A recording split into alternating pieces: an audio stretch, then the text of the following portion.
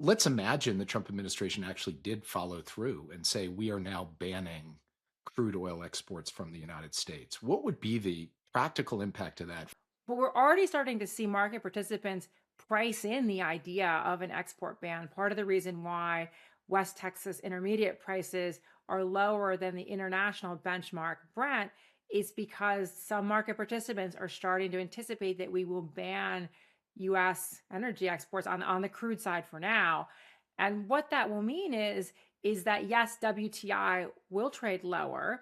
So you will have potentially a little bit of relief for US consumers, but the problem is that if you think about our refinery slate, particularly in the Gulf Coast of the United States, a lot of those refineries are geared to run heavier barrels and medium barrels. That's why we still import oil. That's why we import, millions of barrels from Canada, is because our refinery system is geared in the Gulf Coast to take those heavier barrels.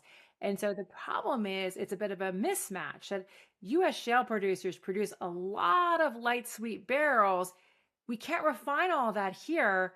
Part of the reason why we lifted the ban on exports was to make these companies and these investments more commercially viable because there was not a market for all of that light oil here. These producers would not produce that much oil if there was no market for it. They produce it and now they export it. So if we ban those exports, what's that going to mean? We're going to mean that we're going to basically start to see lower US production. But if you do an export ban, you're really going at the heart of the business model of a lot of US producers. And again, our refineries are geared to run in the Gulf Coast. A lot of them are geared to run heavier barrels. So we're going to end up with a refinery mismatch.